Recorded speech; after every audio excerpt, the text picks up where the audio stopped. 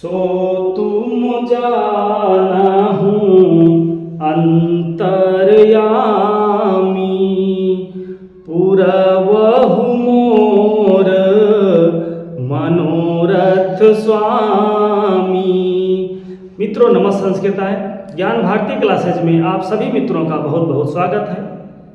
मित्रों इस समय हम लोग पढ़ रहे हैं नीति शतक। नीति शतक में हम लोग मंगलाचरण से लेकर के जो कर्म पद्धति का आखिरी श्लोक है वहाँ तक हम लोग पढ़ चुके हैं और नीति शतक में कुछ परिशिष्ट श्लोक हैं उनको हम लोग आज देख लेते हैं। तो 3-4-5 क्लास होगी जो परिशिष्ट श्लोकों की रहेगी।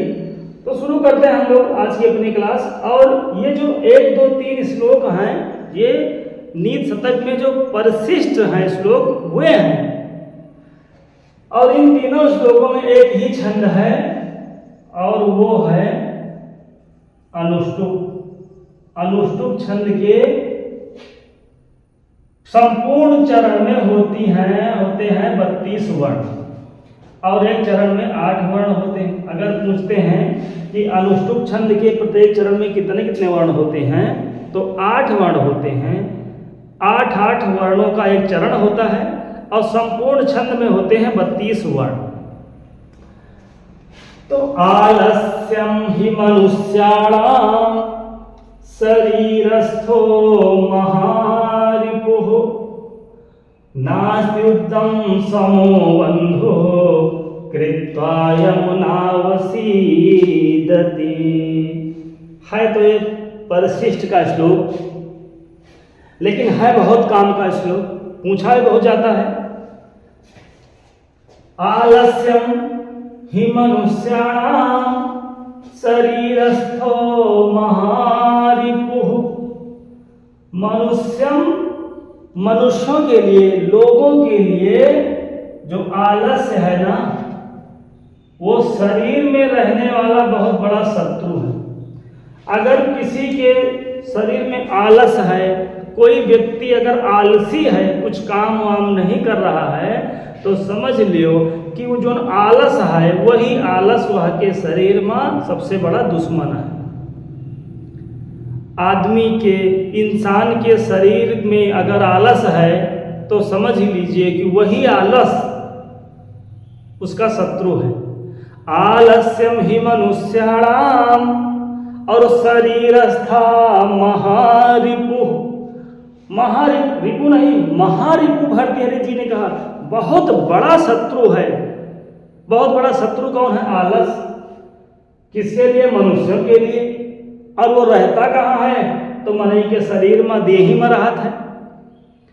आदमी के, मनुष्यों के शरीर में रहने वाला सबसे बड़ा आलस है और वही मनई के सबसे बड़ा दुश्मन है। और नास्ति उद्यम समो बंधो, ना अस्ति धन उद्यम। ना धन अस्ति दीर्घ संधि और नास्ति धन उद्यम में यण संधि। तो उद्यम समः बंधु ना अस्ति, उद्यम समः बंधु ना अस्ति। उद्यम के समान कोई बंधु नहीं है, कोई भाई नहीं होता है। कोई भाई बन किसके समान कोई बंधु नहीं? उद्यम। जैसे घरा वाले कहा था ना सारा दिन पौड़ा रहा था कौन है क्या उद्यम नहीं ना, तो वही उद्यम, वो उद्यम है। तो उद्यम समः बंधु ना अस्ति।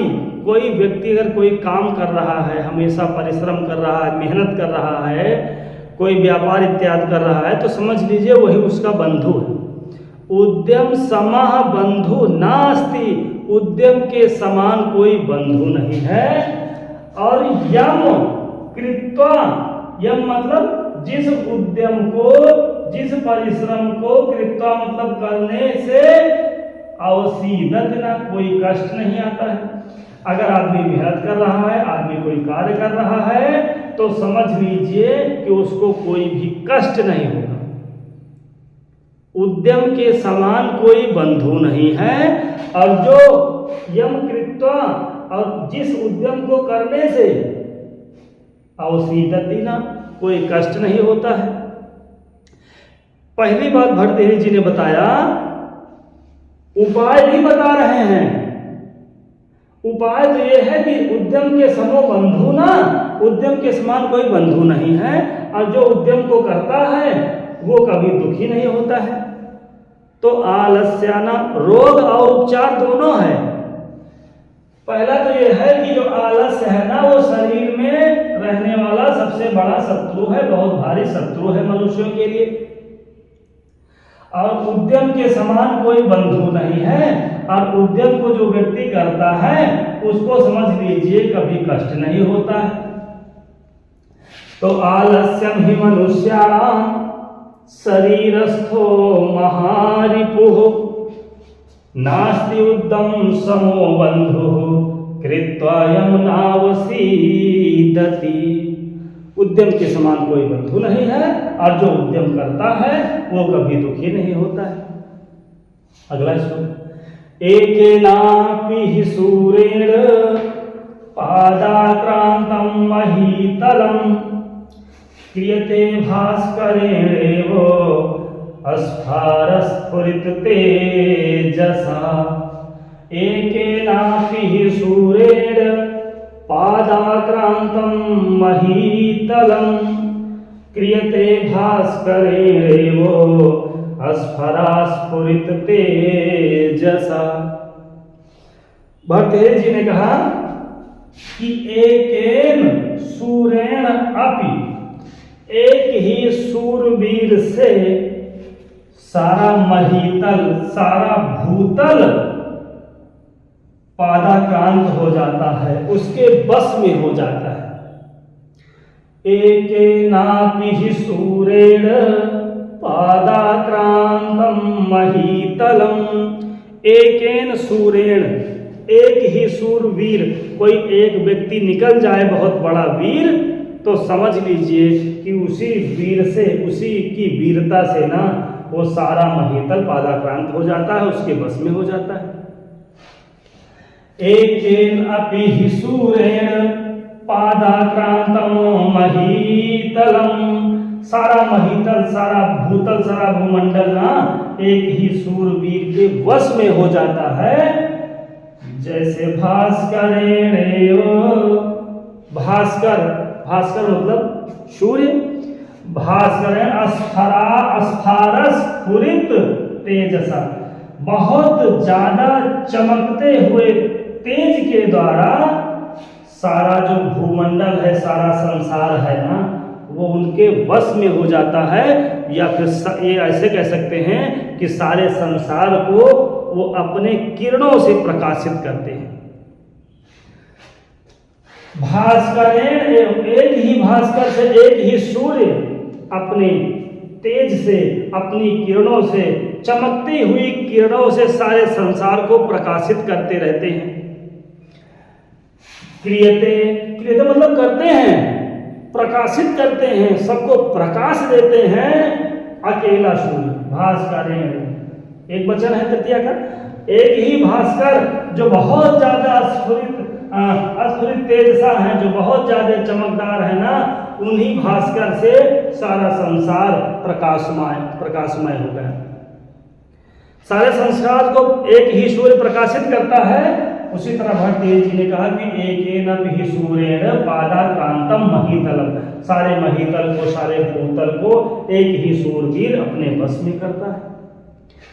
जैसे जो सूर्य देव हैं वो क्या करते हैं, अपनी चमकती हुई किरणों से, अपने चमकते हुए किरणों के तेज से, प्रकाश से सारे संसार को प्रकाशित कर रहे हैं। तो एकेनापि सूर्येण पादाक्रांतं महीतलम् क्रियते भास्करेणेव अस्फारस्फुरित तेजसा। बहुत ज्यादा चमकते हुए तेज से, प्रकाश से सारे संसार को वो प्रकाशित कर रहे हैं। अगला श्लोक, को नयाति वसं लोके मुखे पिंडेन पूरितः अमृतंगो मुखलेपेन करोति मधुर ध्वनि, करोति मधुर ध्वनि। को न वसम, लोके लोके मतलब लोक में, इस संसार में को वशम ना आया, कौन भला बस में नहीं हो जाता है। चाहे जितना के वो ऐठा रहा है, अपने कहती गुस्सा रहे, अगर कुछ मुखे पिंडेन पूरिता, अगर खवाए पियाए दियो, चाहे कि वो मित्र हो चाहे दोस्त हुए, स्कूलन के कोनो छात्र मित्र हो अपन, चाहे इतना गुस्सान है बोलत नहीं, और ले जाए के थोड़ा गोलगप्पा टिकिया खवा दियो, अपन खुदे मिल जात है, वो खुदे तोहार वाली बतलाए लागे, खुदे दूसरे के बतलाए लागे। वही भर्तरी जी है, कौन याति बसम लोके मुखे पिंडेल पूरिता, कौन भला बस में नहीं हो जाता है। चाहे ये छोटे की बात नहीं है, ये बड़े से बड़े लोगों के ऊपर भी यही बातें प्रयोग में आ रही हैं। ये सबके लिए भर्तृहरि जी कह रहे हैं, चाहे छोटे के लिए चाहे बड़े के लिए, कि इस संसार में ऐसा कौन सा व्यक्ति है जो अपने बस में नहीं हो सकता है। कोई भी व्यक्ति ऐसा नहीं है जिसको आप बस में नहीं कर सकते हैं, बशर्ते उसको कुछ खिलाना पिलाना तो पड़ेगा, कुछ ना कुछ तो देना पड़ेगा। मुखे पिंडेन पूरिता, मुख में कुछ पूरता, कुछ भर दियो, कुछ खिलाए दियो, पिंडेन कुछ मर मिठाई, कुछ खिलाने पिलाने वाली चीज है, उसके मुंह में खवाए दियो। तो वही भर्तृहरि जी कह रहे हैं कि इस लोक में, इस संसार में ना को बसम ना आती, कौन बस में नहीं हो जाता है। सब लोग बस में हो जाते हैं, बस उनको कुछ ना कुछ मिलना चाहिए, कुछ ना कुछ उनको दे दीजिए, तब वो बस में आपके हो जाएंगे। जैसे मृदंगो मुखले पेन, जैसे मृदंग हो जो बजा वाला बाजा होता है, वो चाहे जितना भन भन भन भन के आवाज करत रहा है, फटाही आवाज निकालत रहा है, जब मुख ले पेन, जब वो आके दोनों तरफ जहाँ बजावा जाता है, जहाँ मारा जाता है, ऐसे अगर कुछ लगाए दिन जाता है, लेप ओप लगाए दिन जाता है, अरे तो करोति मधुर ध्वनि, मधुर ध्वनि करने लगता है वो मृदंग भी। कहें कि जब मुख लेपेन मृदंगा, जब मृदंग के मुख में कुछ लेप लगाए दियो तो मृदंगा मधुर ध्वनि करो, जब मृदंग मधुर ध्वनि निकालने लगता है, सुंदर सुंदर आवाज निकले लागत है, तो ये तो आदमी ही, इनका तो वश मत किया जा सकत है, बशर्ते कुछ पिंडेन पूरता तो मुखे करना पड़ेगा, कुछ खिलाना पिलाना तो पड़ेगा, कुछ ना कुछ तो उनको देना पड़ेगा। को न याति वसम लोके, को वसम ना याति, कौन बस में नहीं होता है। कहाँ पर? इस लोक में। कहीं एक जगह की बात नहीं कर रहे हैं भर्तृहरि जी, पूरे लोक की बात कर रहे हैं, सारे संसार की बात कर रहे हैं कि इस संसार में कौन ऐसा है कि जिसको आप बस में नहीं कर सकते हैं, बशर्ते ये है कि उसको कुछ न कुछ खिलाना तो पड़ेगा। जैसे मृदंग है ना, अगर उसके मुख में लेप लगा दीजिए तो वो भी मधुर ध्वनि करो, वो ही बड़ा मधुर मधुर ध्वनि निकालने लगता है।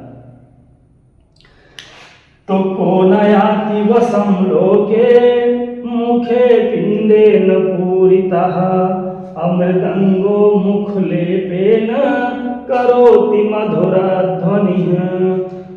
लोके माने लोक में, संसार में, मुख्य मतलब मुख में, पिंडेन पूर्ता मतलब कुछ अन्न या मिठाई उठाई खवा दिए से, वसम माने बस में, या नायात मतलब नहीं हो जाता है, क्योंकि मृदंग भी वो मधुर ध्वनि करने लगता है जब उसके मुख में कुछ लेप लगाया जाता है तब।